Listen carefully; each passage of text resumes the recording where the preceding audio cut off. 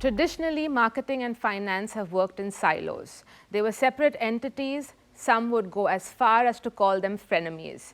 But recent trends have brought about a collaboration between the CMO and the CFO that is reshaping brands and businesses. This dynamic alliance between chief marketing officers and chief financial officers can have a profound impact on organizations in today's complex world. The partnership has emerged as a game-changing force driving success and growth. But what does it take to converge? What does the real-world impact of a true partnership look like? To find out how to forge the CMO-CFO alliance and firmly put brands and businesses on the path to sustainable growth, we've got a power partnership from one of the biggest vehicle manufacturers in the world. We have Shubhranshu Singh, Vice President and CMO of Tata Motors Commercial Vehicle Business Unit, and joining him today is his CFO, Ramanan, Vice President and CFO of Tata Motors CVBU. Welcome to the show, gentlemen. It's lovely to have you here. Thank you. Thanks for having us. So, straight off the bat, I'm going to ask you sort of to dig in to, the first time that you all met. What were your first impressions of each other and of each other's functions? Ramanan, I'm going to come to you first. What was your first impression? I think my first impression of Shubhranshu was I realized he's managing an area which I probably didn't have much views on, right? And something that I probably would want to partner with him and learn from him. And I've always looked up to him as someone who's intellectually brilliant, right? So there's lots to learn from him. And Shubhranshu? I met Ramanan soon after I joined. I've been here just short of 2 years. He was already in situ. He was in the business and he became our VP Finance. And that was a time when we were also getting into budgeting. And so I had to kick the ball off with him and get into a very elaborate exercise to define priorities. I was also new to the business. And I think the chemistry worked right up front. Ramanan is a man of few words, but golden words. So I think we were able to find that working equation very soon into our respective stints here. And I think broadly in this stint, he and I have been almost co-terminus, is roughly the same period of time we have served in our respective capacities. I'll come to the chemistry bit in a while, but let me get some historical context in your first. How have you seen the role of the CMO and CFO evolve? And perhaps you both could take that question. Ramanan, I'll come to you first. How have you seen the role evolve over time, given your vast experience across companies and sectors? Yeah, so if I look at this historically, both these functions actually worked pretty much in silos, right? They never thought there is anything common that they can work on. Finance always thought that marketing is a budget guzzler, right? And marketing always thought finance never understood what brand means. But I think over the years, what is happening is both these functions are able to find a common ground. They both understand that they are both enablers. They have to enable the business growth, profitable growth. So, and everything is measurable. Unlike in the past, it was more of a budget versus actuals kind of a situation in spend. But now it is all about how can I do more with less? Whether it's about any digital sales conversions that we are kind of attempting to do and stuff like that. So I think there's a lot of common ground that the two functions have figured out in my mind. And Shubhranshu, your quick take on some of the historical context here, given again your experience, you've previously worked across sectors. What's your take on how the relationship and the partnership has evolved? Yes, I think the partnership is an essential partnership. It is stereotyped as the battle between logic and magic, between creativity and number crunching. But my take is that if you hybridize it, if there is logical creativity and creative logic, then you come to a meeting point. My early training was with Hindustan Lever, where I served for a span of 12 years. And as category marketing head, you are also by default the P&L owner. And there you have to not only have a working relationship with finance, they are embedded in your working team. So my early training did not make me see them as the other. And I think if you carry that sentiment into no matter what segment or industry you're serving, you have to realize that the financial truth that is spoken is essential to business. And the creative act of nurturing a brand or giving it strength also should eventually result in better finances and in better business momentum. So I don't necessarily see conflict inherent in the situation. And to Ramanan's point, I think it has evolved over a period in time where greater availability of data, real-time data, the migration to digital, etc., is allowing us to see each other's reality in clearer terms. Absolutely. So let me just sort of zoom out a little bit and ask you if you were to sort of give me the quick recipe, the short recipe on what does it really take to converge? What does it really take to forge this alliance? What's your sort of quick recipe on that? So firstly, I think getting to know the person is important. If you only talk designation to designation, you will be living the stereotype. I think personal chemistry certainly helps, but one should not rely only on two people liking each other before their respective functions can work in sync. But I think the trust that I respect his expertise and his position and vice versa, that itself allows you to open doors. Marketing has a continuous need to swim more upstream and realize from his vantage point what the business is prioritizing, what is the business ask. And correspondingly, we must be able to handhold finance to swim downstream and see the consumer reality and walk in consumer shoes. And I believe Ramanan and I are doing that, whether it is jointly conducted market visits or me paraphrasing and explaining the consumer research output. And of course, in our business, we have a very structured way in which we meet as a group, not only him and I, but also the larger team of business unit heads, etc. And I think that structure and that cadence of meetings also allows us to have a shared sense of reality. And Ramanan, your take on how you forge this alliance? So I think in addition to what Shubhranshu shared, the other piece which is also very important is, I think, the individual needs to be extremely secure at heart, right? He should be very clear about what is the competency he brings to the table. If you look at it, can Shubhranshu replace me or I can replace Shubhranshu? That's never going to happen, because each one of us have our own core strengths. But how is it that we collaborate and get the best result for the company? I think that's the piece we need to kind of focus on. So in my mind, self-awareness, what is it that you can do? And also not being very insecure at heart, I think that's going to be very, very important for this chemistry to work in my mind. Absolutely, absolutely. Shubhranshu mentioned something about, you having having these sort of first-hand experiences with market visits. Anything you can share on that and how that has perhaps changed your perspective on the marketing function and having that sort of insight into your customers and how they use your products and services? I think thanks to him and my leaders who've been kind of pushing me to get into the market, right? And I think it's important, and as I've started doing some of these market visits and different regions and things, there's a much deeper appreciation of what is happening on the ground. Otherwise, generally you're sitting in an ivory tower and kind of making certain decisions without really knowing what is going on the ground. I think this is helping me from that perspective. We visited a couple of regions together. So I do some of the markets on my own, go meet customers. There are some who are extremely happy. There are some who have a mouthful to give, right?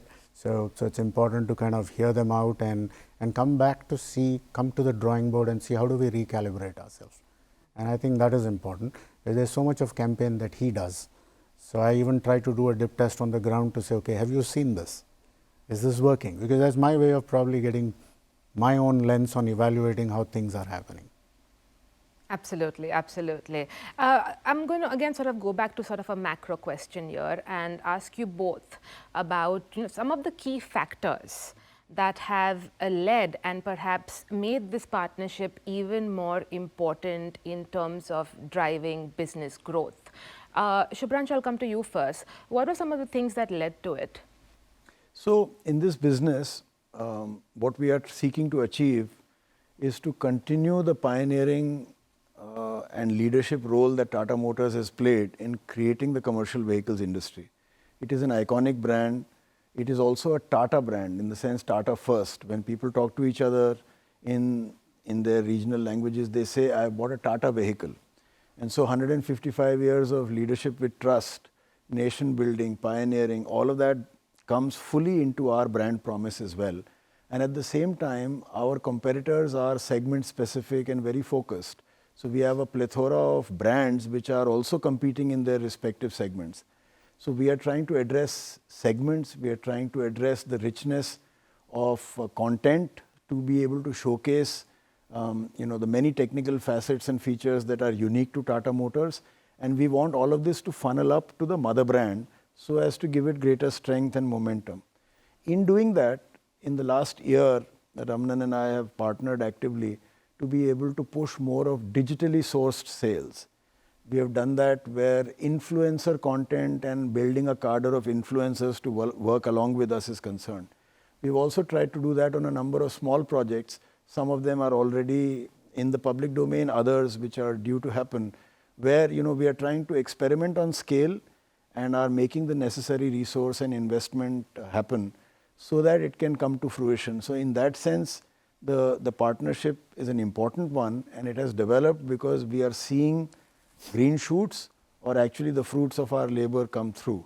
And it's been very encouraging to see him appreciate the business reality, appreciate the consumer truth, and then look at what it takes to make it happen, particularly in terms of budgets, etc. Ramanan, I'll ask you the same thing, but keeping in mind, of course, today's very complex and competitive business landscape. So keeping that in mind, what are the key factors, again, that have driven the importance of this alliance in your group? See, I think today what is happening, the underlying factor and everything, if as a finance guy, if I look at it, is the first principle is resources are not unlimited, right? So you've got a kitty, you'll have to see how can I do more with less and how can I be more effective. And if I look at the business outcome, if there is an action which is going to help me improve my market share, if there's going to be an action that's going to improve the brand presence for the company, if there is an action that is going to help us secure more sale at a much lower cost, I think that's money well spent. So I think these are, I would say, some of the finance way of looking at things. How do I get more realization for the buck that is spent? And that's where I think we find a common ground. And many times if certain things are experimental initiatives, we go as a pilot first, right? There's a kitty, we say, okay, even if this burns out, that's fine. But if it gives good results, then I think there's a lot more confidence to fund it and scale it up, because the results are tangible. I think that's the way we kind of evaluate it. Absolutely. And you mentioned something about confidence, and you also spoke about trust earlier.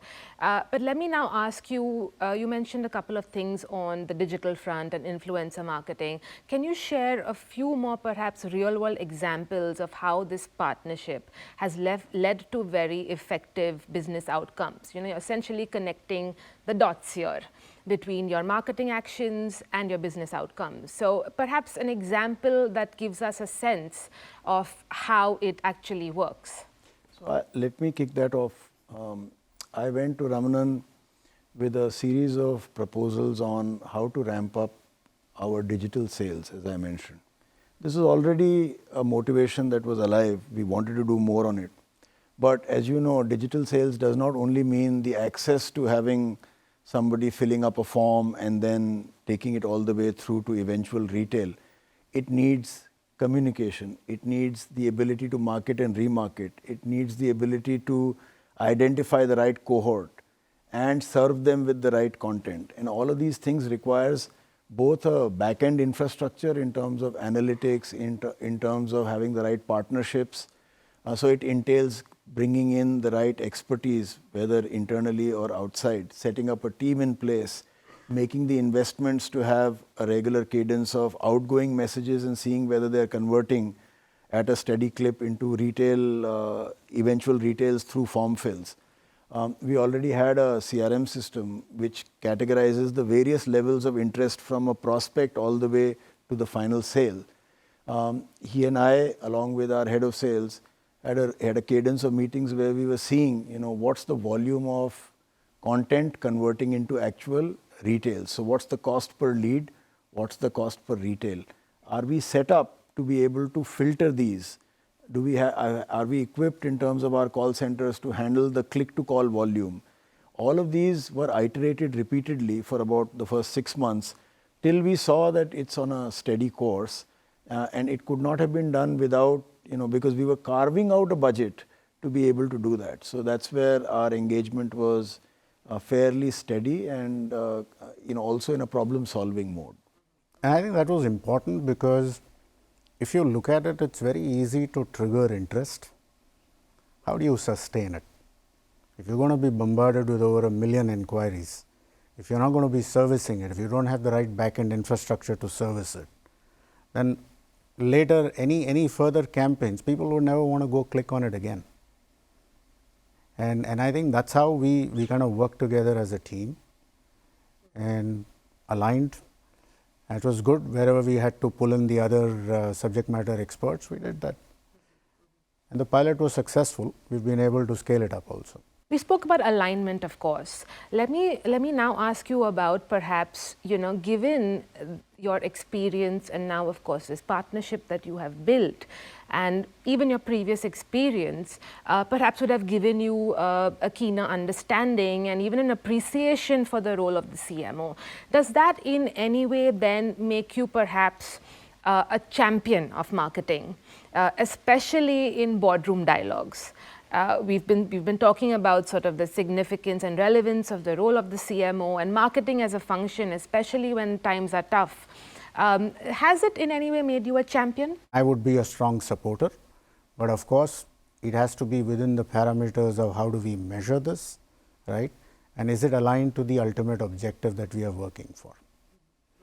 So I think with those boundary informations in place, there's complete support.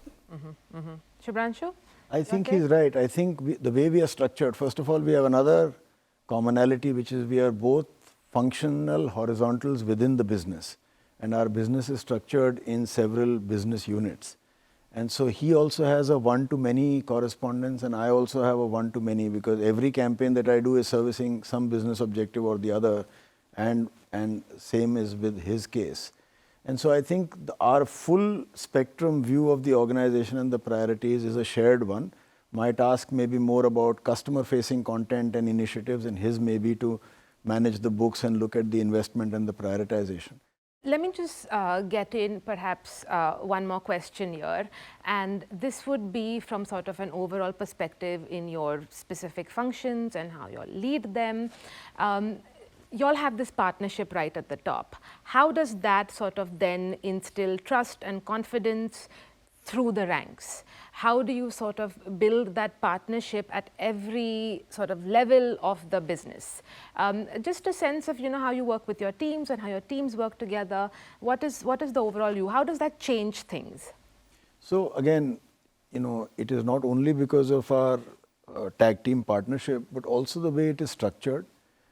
For instance, let's look at procurement, or let's look at financial approvals. There is a well-instituted process by which the proposal gets vetted, and then depending on the quantum of spend, it goes through many levels of approvals, including with a committee, and then eventually goes to Ramanan, and then goes on to our executive director, and so on. You therefore share perspective, you have annotations to make, you have your case to make. And that dialogue is an ongoing dialogue. So it's not only because we like to have a cup of coffee together that business moves ahead. It is also structured in that manner. But what happens is, if people have a sense that the functional hats are worn very rigidly, and that I can't see his point of view or he can't see mine, then naturally that feeling, whether or not we are vocal about it, it will percolate through. And then people will use that to our advantage or our disadvantage. The fact that we have an open line of communication, talk at least once a day, if not more number of times, that is known to people, and then they feel free to approach him and vice versa. So I have financial resources who sit and work with me on the fixed marketing expenditures. And they know that, any versioning that happens, I will have a conversation with him and vice versa. So I think that sorts out a lot of problems in any case. It allows you to sort of embed the function into each other. And also sometimes I think it's not that only he has to bring a proposal to me. Sometimes as N-1 team can also come in, right? They also come, sit down. They also understand the way that we're thinking about some of these things. So next time all those things are incorporated in the appraisals and the projects that kind of come through. So I think it's both a process and a structure in my mind, and that's what is kind of helping us build this further. And the mutual understanding helps. Like I mentioned, the case of the influencers. We made a small beginning somewhere in September. He knows that we have to drive greater reach, more content freshness, more language-based content, and an influencer cadre, because the creator economy, Delshad, is booming. If there are a variety of national, regional, micro and nano influencers, A, it works out to be much cheaper, B, they're more enthusiastic, C, they're able to communicate with the right context and in the right languages. It just works out it's a win-win-win where all three of us are concerned. And in marketing, context is a super weapon. So if they're able to get the right context, it just gets the job done that much faster and smoother. I think just on a lighter note, in the beginning he said, I'm a man of few words. But if you take him by the side and ask him the word that he hates the most is why. Okay? Because that's the one that I keep asking every time. Why? Why? Absolutely. And many more conversations over coffee. Thank you so much. It was lovely chatting with you both. And thank you so much for joining us today. Thank you. Thank you. Thank you. Pleasure is all Thank ours. you. Thank you. We've heard from the power duo, and the bottom line is that the partnership between CMOs and CFOs can be invaluable. A collaboration that drives brands and businesses forward by connecting the dots between marketing actions and business outcomes. This powerful alliance creates a winning formula for sustainable success in today's competitive and complex business world. It seems that it's the right time to shed legacy silos and go from foes to friends. Thank you for watching this episode of Media Dialogues with Storyboard 18, and stay tuned for more.